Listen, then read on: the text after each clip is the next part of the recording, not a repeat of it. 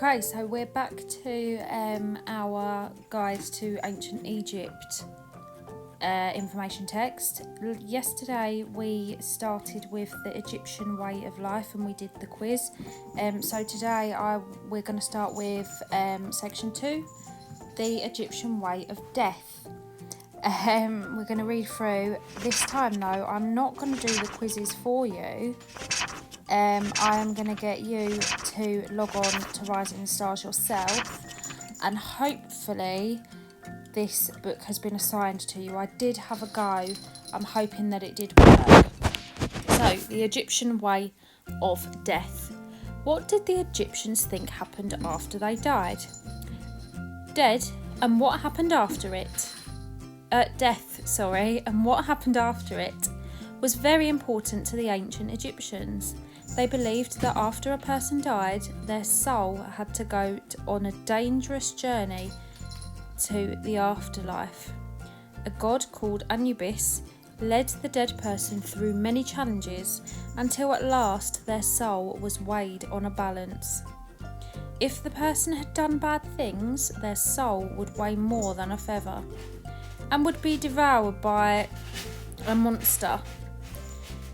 If not, the person could proceed to a happy afterlife, which was just like this life, only perfect in every way.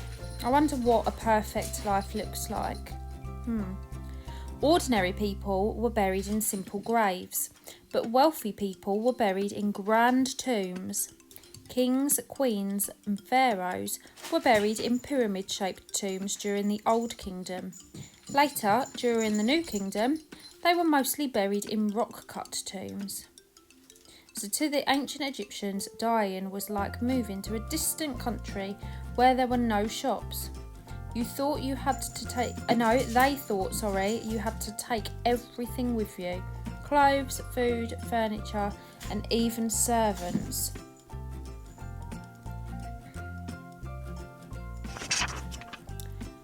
The ancient Egyptians prepared their dead to survive the dangers of the afterlife.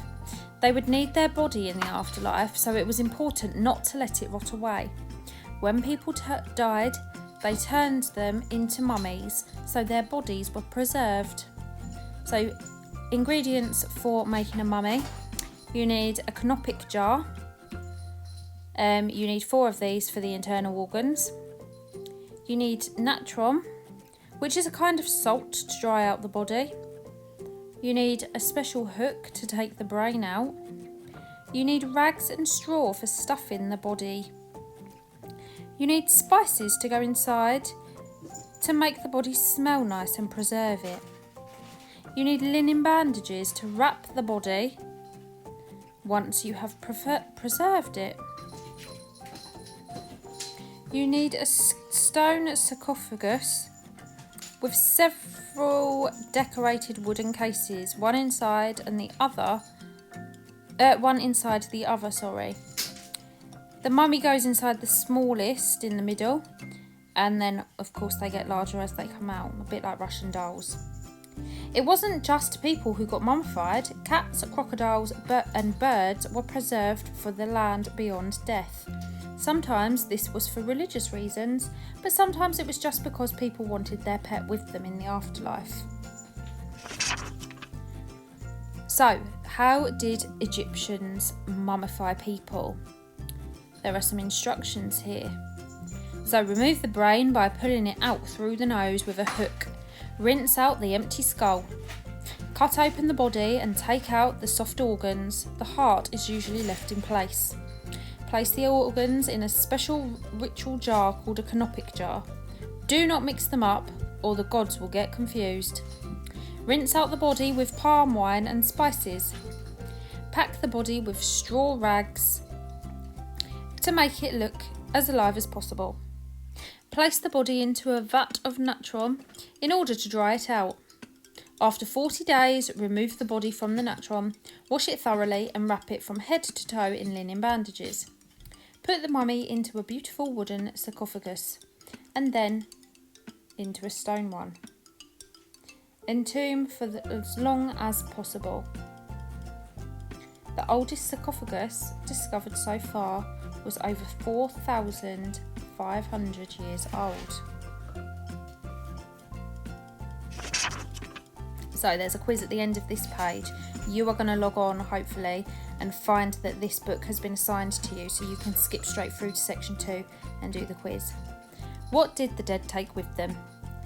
Everything. Okay, maybe not mobile phones, but if they had been invented in ancient Egypt, you can bet the ancient Egyptians would have buried them with their dead.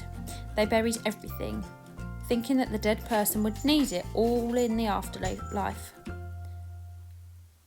Steak dinners. Ancient Egyptians made sure their dead were well fed. Archaeologists have found hundreds of examples of grains, poultry, and cuts of meat such as beef rib in tombs.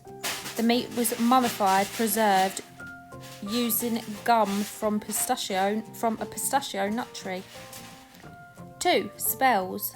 The dead person would need many spells to help them through the journey to the afterlife, so those spells were written down and buried with the body. Houses and other people. People were buried with little models of houses, farm animals and servants. The ancient Egyptians believed that these would come to life to serve the dead person in the afterlife. And boats. 2 boats were found buried by the Great Pyramid of Giza. They would have been for the king to use in the afterlife. Okay, so you're going to log on and do the quiz. I'm going to carry on reading. Who built the first pyramid? At first, kings were entombed in mastaba tombs. Entombing them in pyramids began in the Old Kingdom with King Djoser, or rather with his architect Imhotep. Imhotep planned and organised the building of the step pyramid 6 stories high. The step pyramid was made of stone to last much longer than mud bricks. As if it wasn't imposing enough, a large statue of the king was placed inside it, and the door was bricked up. But 2 holes were left for the statue's painted eyes to peer through. It was as if the king continued to watch over the people, even when he was dead. Very strange. Ancient Egyptians were so impressed by the step pyramid, long after his death, they worshipped Imhotep as a demigod. Who built the biggest pyramids? Once Djoser started the trend for pyramids, there was no stopping it. The pharaoh Khufu went bigger and better when he ordered his tomb, the Great Pyramid of Giza. And yet, the sarcophagus inside the Great Pyramid was found empty. Was Khufu even buried there at all? Although the Great Pyramid is so famous, people are still discovering new secrets within it. And we'll find this out later in chapter 5. The Great Pyramid and the Sphinx. The Great Pyramid has a narrow entrance which opens into an enormous hall leading to the chamber in which the empty sarcophagus was found. There's a diagram there. The Sphinx was built around the same time as the Great Pyramid, nearly 5,000 years ago. It would have been surrounded by a wall, and only priests and important people would have been allowed to approach it. The Great Pyramid and the Sphinx have been neighbours for centuries. Notice his nose. Archaeologists think that it was broken off on purpose. But who would do such a terrible thing? I'm not sure. 5 fantastic pyramids. Why build a tomb in the shape of a pyramid? The ancient Egyptians didn't leave an explanation. Perhaps they wanted the tomb to point towards the sun or stars. Perhaps they wanted it to look like a mountain. Perhaps it was the only way they could get such a big building to stay up. Either way, pyramids are what we think of when we think of ancient Egypt. And here are 5 of the best.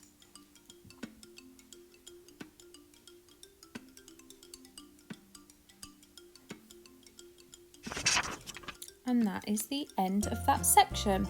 So as I said to you, log on to Rising Stars. Hopefully this book has been allocated to you. Reread this chapter this part 2, and have a go at the quiz. Have a lovely time with that, and let us know how you get on. See you later.